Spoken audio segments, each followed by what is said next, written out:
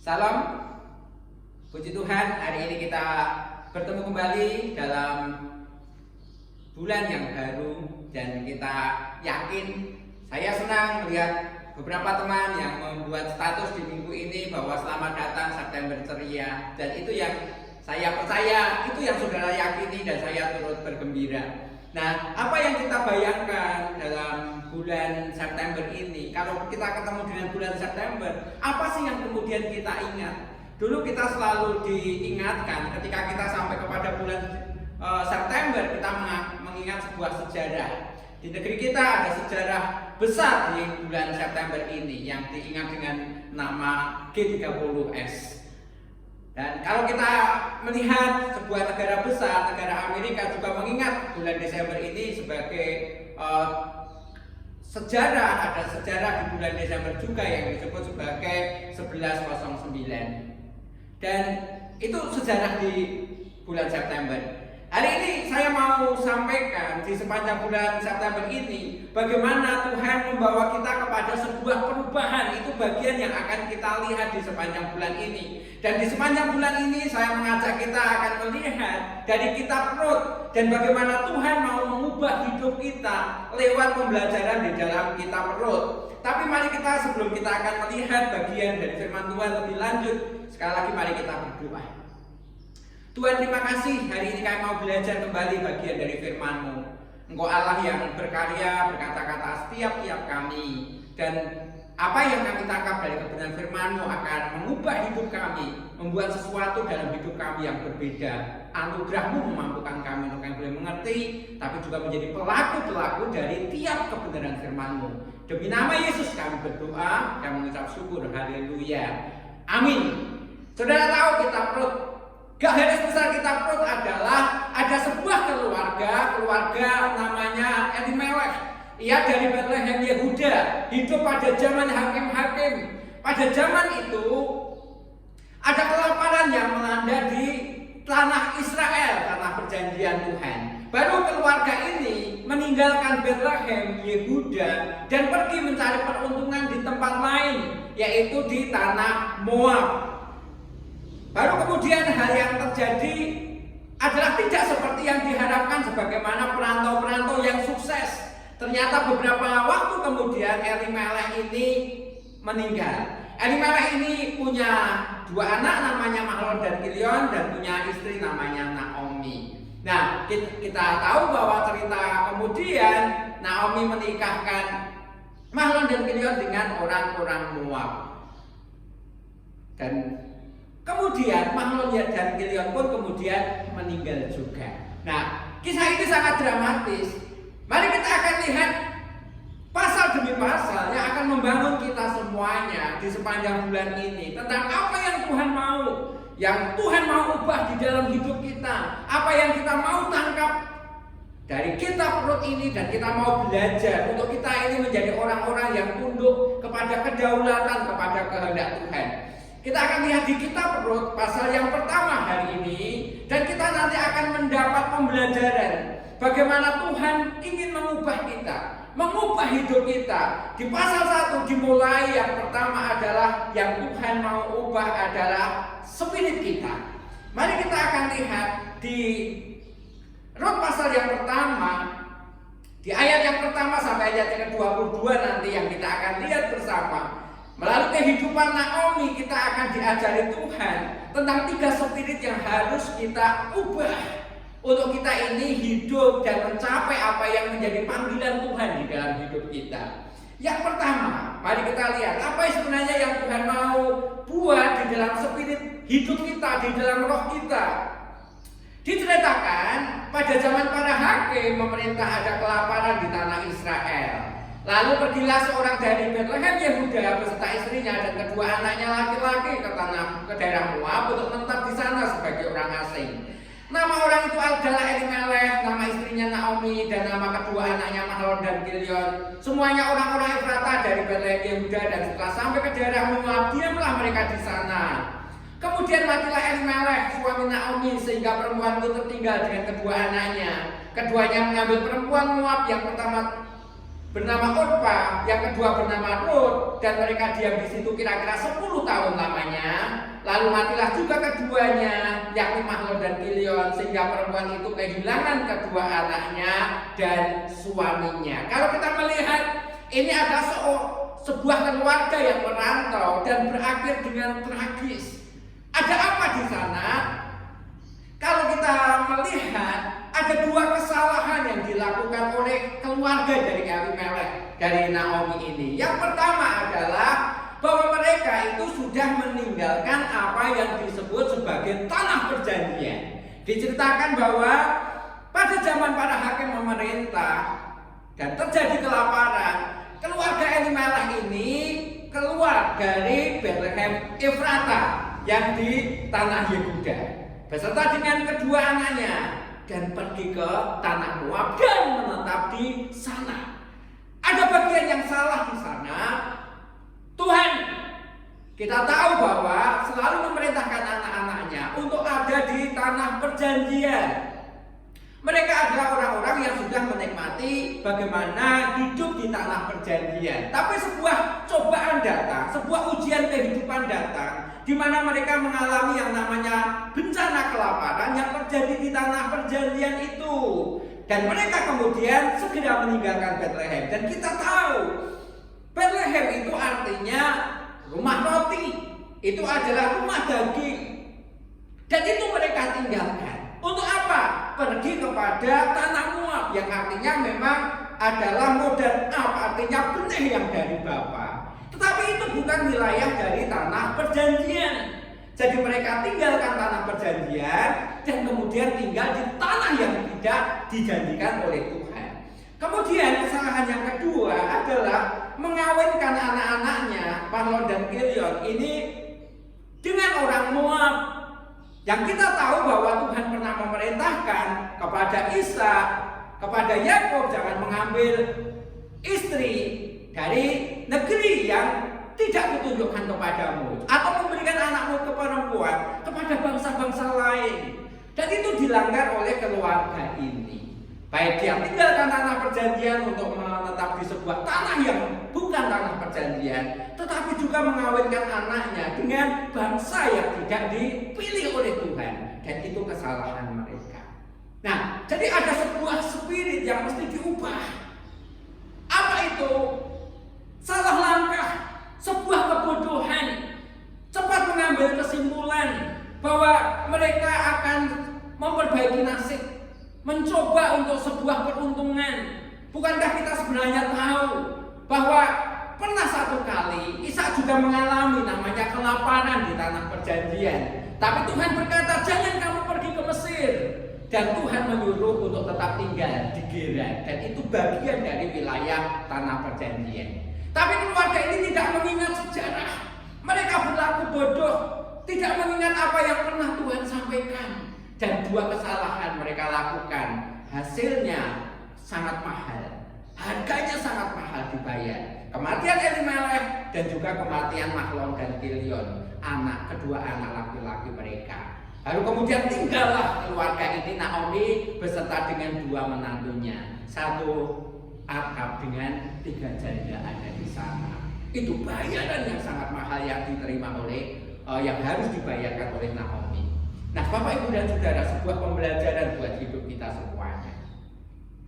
Sering kita juga mengalami yang namanya godaan, ujian hidup. Tetapi saya mau peringatkan dari bagian firman Tuhan ini yang mengingatkan kita bersama, jangan berlaku bodoh, jangan salah langkah.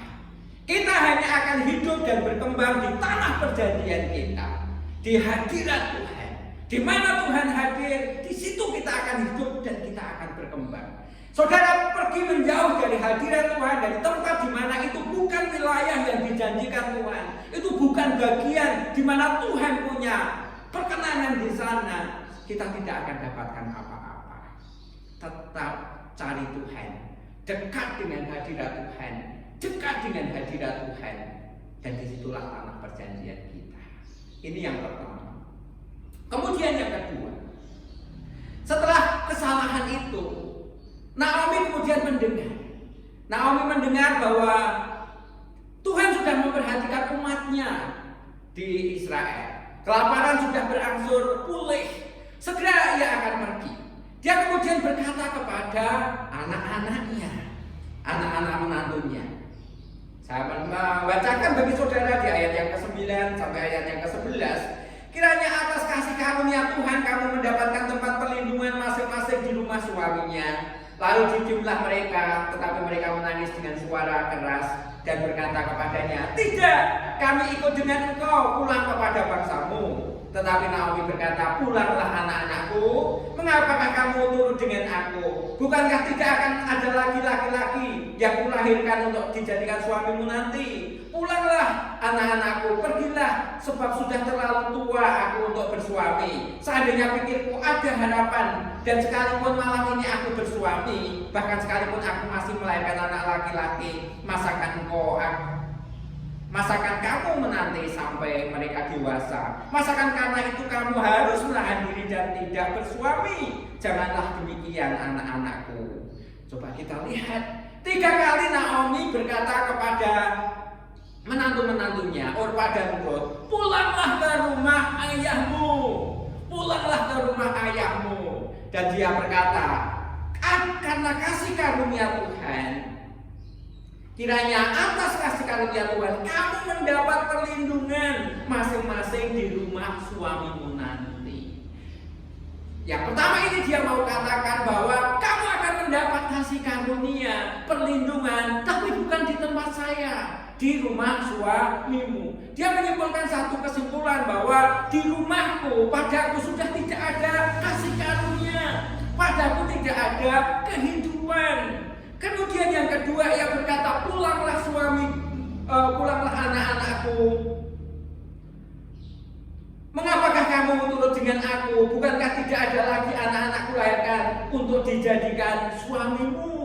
Dia berkata yang kedua ini bahwa kamu ini tidak akan pernah mendapat masa depan, karena masa depannya mungkin itu adalah kamu punya suami lagi, tapi aku tidak akan pernah memberikan kamu suami lagi. Aku sudah tua dan tidak akan kamu bisa bersuami dari anak-anakku lagi. Dia berkata yang kedua bahwa tidak ada masa depan di rumahku. Yang ketiga dia berkata, janganlah begitu anak-anakku, pulanglah. Seandainya masih ada harapan aku ini bersuami, masakan kamu kemudian akan menanti sampai anakmu lagi? Dan dia berkata bahwa sudah tidak ada harapan. 3 kali ia berkata kepada menantu-menantunya, pulanglah anak-anakku. 3 kali pula ia menyiratkan. Yang pertama adalah bahwa tidak ada kasih karunia di rumahku, tidak ada masa depan bersama dengan aku. Yang kedua, tidak ada pengharapan lagi, tidak ada masa depan yang bisa dibangun di rumahku. Itu yang disampaikan oleh Naomi kepada anak-anaknya, anak-anak menantunya. Apa yang kita simpulkan dari bagian ini adalah bahwa sebuah keputusasaan, ngelokro, sudah tidak ada pengharapan, tidak lagi membangun pengharapan bersama dengan Tuhan. Nah, spirit ini berbahaya. Spirit ini berbahaya. Kita merasa, kita menyangka bahwa kasih karunia Tuhan sudah tercabut dari hidupku karena banyak rangkaian kejadian buruk yang terjadi. Sudah tidak ada lagi kesempatan untuk menata masa depan. Tidak ada lagi harapan yang bisa dibangun kembali. Dan itu semua spirit yang sangat berbahaya. Tuhan mau ubah spirit hidup kita dari kondisi yang seperti ini, dari kondisi bahwa kita simpulkan tidak ada kasih karunia Tuhan untuk hidupku, tidak ada masa depan di rumahku, tidak ada harapan lagi yang bisa aku harapkan, yang aku bangun, yang aku impikan, semuanya sudah musnah. Dan itu spirit Naomi yang harus diubah. Yang ketiga, ketika 3 kali Naomi berkata kepada anak-anaknya untuk kamu pulang. Akhirnya Orpa mencium Naomi dan kemudian dia pamit dan kembali ke Moab, kembali ke rumah orang tuanya. Tetapi kemudian Rut tetap ikut. Mereka berjalan dan kemudian sampai ke Bethlehem. Nah, di Bethlehem orang kemudian menyapa, bahkan menyambut kedatangan Naomi. Mereka berkata, Naomi pulang. Di ayat 13 dikatakan, dan berjalanlah keduanya sampai mereka tiba di Bethlehem. Ketika mereka masuk ke Bethlehem, gempalah seluruh kota itu karena mereka, dan perempuan-perempuan berkata, Naomi kah itu? Tetapi ia berkata kepada mereka, janganlah sebut aku Naomi, sebutlah aku ini Mara, sebab yang Maha Kuasa telah melakukan banyak yang pahit kepadaku. Sebagaimana sebuah budaya, ketika tetangga pulang dari sebuah perantauan, semua orang kemudian menyapa, semua orang kemudian menyambut. Dan kemudian mereka berkata, Ibu Naomi kah yang pulang itu? Mereka bersuka cita, mereka bersuka cita. Tetapi kemudian Naomi berkata, jangan panggil aku Naomi, panggillah aku ini si Mara. Karena apa? Bahwa yang pahit ini sudah menimpa aku. Dengan tangan penuh aku keluar dari kotaku, tapi dengan kosong aku sudah kembali. Dia kehilangan hartanya, dia kehilangan suaminya Elimelek, dia kehilangan dua putranya Mahlon dan Kilion. Kita tahu nama Naomi adalah menyenangkan, cantik dan menyenangkan. Tetapi kemudian ia menggelari dirinya dengan kata si Mara, yang artinya si pahit. Dia berkata, jangan aku panggil aku ini Naomi, jangan panggil aku ini seseorang yang cantik, seorang yang menyenangkan, seorang yang menarik, tapi panggil aku ini kepahitan. Yang pahit sudah datang kepadaku, yang pahit ini sudah terjadi padaku. Dia berkata bahwa aku ini sudah hidup di dalam kepahitan. Semua yang manis sudah lenyap, semua yang baik sudah lenyap, semua yang cantik, semua yang menyenangkan dalam hidupku sudah lenyap dan diganti dengan semua yang pahit. Dia punya kesimpulan dan menggelari dirinya dengan sebutan itu. Tanda apa? Si pahit itu. Ketika ia berkata bahwa panggil aku si pahit, si Mara, sebenarnya dia mau berkata kepada orang-orang, aku ini sudah tidak berdaya, aku ini banyak berdosa, aku ini banyak kebodohan, aku ini banyak salah, dan aku ini tidak bisa lagi, aku tidak berguna lagi. Sehingga dia berkata bahwa lebih baik aku ini kehilangan semua gelar yang menyenangkan itu, dan lebih tepat aku ini adalah si pahit. Bapak Ibu dan Saudara, ini spirit yang berbahaya juga. Spirit di mana menyimbolkan kehidupan pribadi, kehidupan dirinya dengan apa yang kita pikirkan, apa yang kita simbolkan. Bapak Ibu dan Saudara, mungkin Tuhan tidak pernah berkata seperti itu. Tuhan juga tidak pernah menggelari Naomi ini si pahit. Itu gelar yang dia sematkan atas dirinya sendiri. Mungkin Bapak Ibu benturan demi benturan yang pernah terjadi dalam hidup saudara, masalah demi masalah yang mungkin terjadi pada hidup saudara, sudah membuat saudara menggelari diri saudara, Bapak Ibu, dengan sebutannya. Sebenarnya Allah tidak pernah menyebut itu. Ini spirit yang berbahaya. Ini spirit yang berbahaya. Bapak Ibu dan Saudara, kita mau bahas tentang perubahan. Diawali dari perubahan spirit ini, spirit dari Naomi dan keluarganya. Apa itu? Spirit di mana mereka gampang untuk melakukan yang salah, gampang meninggalkan hadirat Tuhan, gampang meninggalkan tanah perjanjian, meninggalkan rumah roti yang sudah Tuhan tetapkan, yang Tuhan sudah buat atas hidup mereka, dan rela karena sebuah masalah, sebuah kondisi, mereka rela untuk meninggalkan tanah perjanjian itu. Jangan bodoh. Istilah Jawa, ojo ngobrol. Jangan bodoh.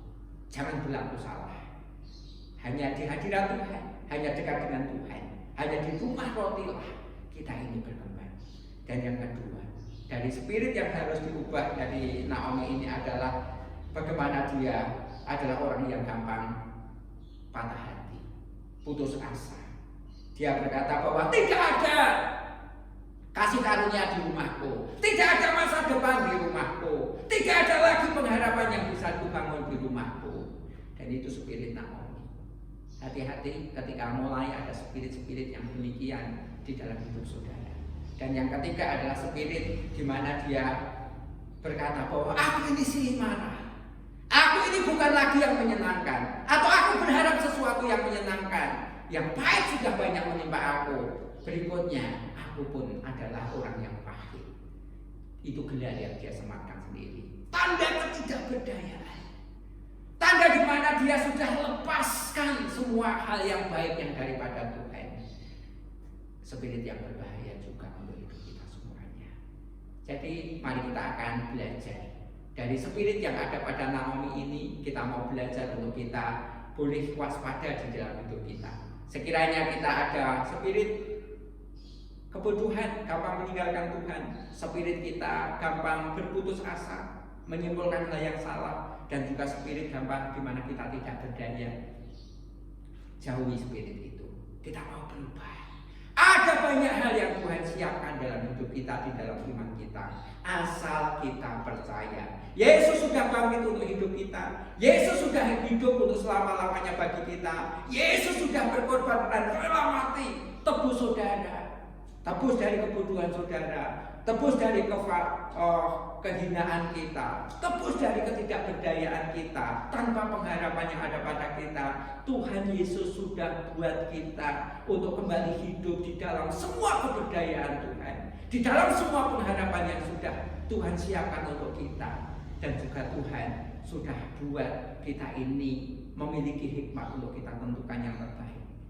Bapak, Ibu, dan Saudara, mari kita akan punya spirit di mana iman kita ini iman yang senantiasa kuat.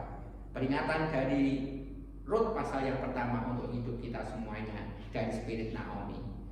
Ojo muklu, ojo nglokro, ojo loyo. Ya, jangan muklu, jangan nglokro, jangan loyo. Jangan kita salah langkah, jangan kita gampang putus asa, jangan kita berkesimpulan aku ini orang yang tidak berdaya. Di dalam Tuhan kita penuh kekuatan dan kita berdaya guna bagi sesama dan juga bagi Tuhan. Kiranya ini boleh memberkati kita semuanya. Dalam Tuhan masih ada pengharapan. Kita berdoa. Tuhan, terima kasih atas firman-Mu yang sudah kami dengar.